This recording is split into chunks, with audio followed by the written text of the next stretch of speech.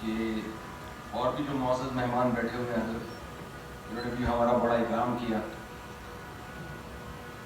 علماء سے محبت، اس کا کوئی ذاتی مقصد تو ہو نہیں سکتا، کوئی مالی مفاد نہیں ہے. یہ محبت ایمان کی علامت ہے. مجھے بہت رشک آتا ہے جب لوگ کسی کو عالم دین سمجھ کے یا نیک سمجھ کے، نیک کون ہے یہ تو اللہ ہی جانتا ہے، یہ تو کوئی دعویٰ نہیں کر سکتا، لیکن جب کوئی کسی کو عالم سمجھ کے عزت دیتا ہے تو مجھے اس پہ یہ رشک آتا ہے کہ اس کی یہ نیکی اللہ انشاءاللہ ضرور قبول کریں گے. نبی صلی اللہ علیہ وسلم کے پاس ایک صحابی آئے، عرض کیا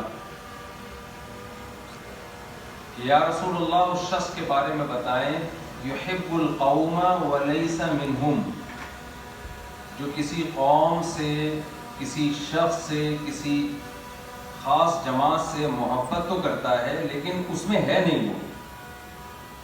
تو آپ صلی اللہ علیہ وسلم نے فرمایا الرجل مع من احب یوم القیامہ، جس سے تمہیں محبت ہوگی قیامت کے دن اسی کے ساتھ ہوگی. یہ محبت بہت بڑی چیز ہے.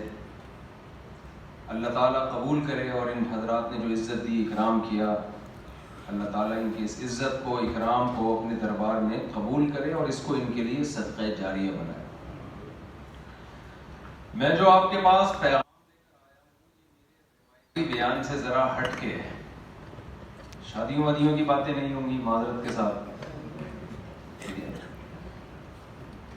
اور نکاح کے فضائل بھی نہیں ہوں گے.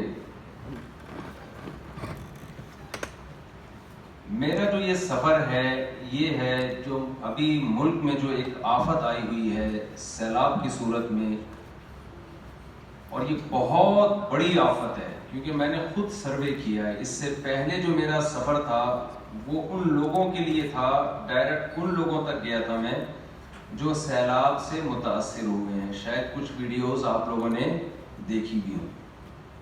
سندھ جانا ہوا ہمارا، کوہستان کے اضلاع میں جانا ہوا، ناران کاغان وغیرہ جانا ہوا، ایک گروپ ہمارا بلوچستان گیا ہوا تھا، کچھ لوگ ہمارے KPK کے دوسرے علاقوں میں گئے ہوئے تھے، لیکن سب سے زیادہ تباہی جو ہمیں نظر آئی وہ سندھ میں.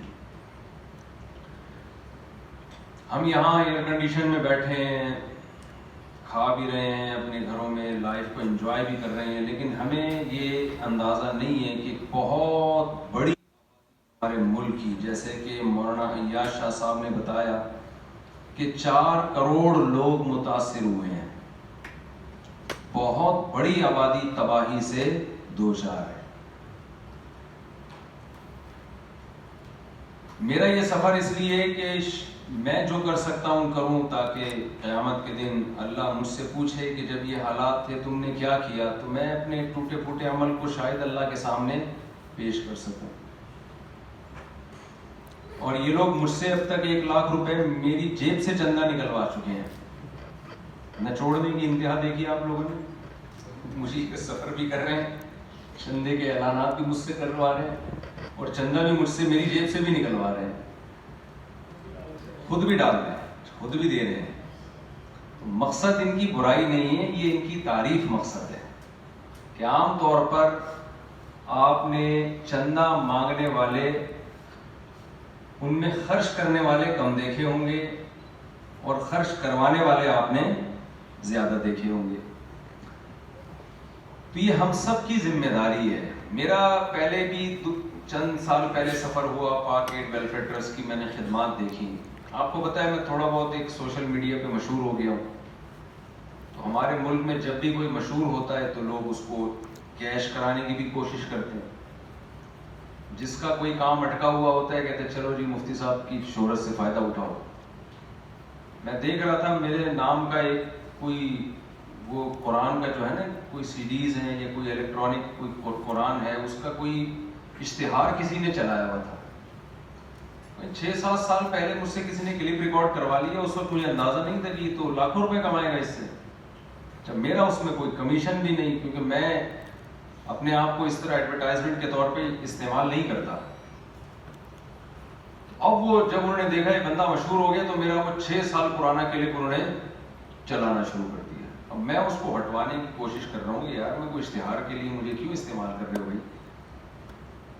تو ایسے ہی بہت سارے ٹرسٹ بھی مجھ سے رابطہ کرنے لگے کہ آپ ہمیں پروموٹ کریں. مجھے اعتماد نہیں کہ بھائی میں جب تک یقینی طور پر کسی کے کام کو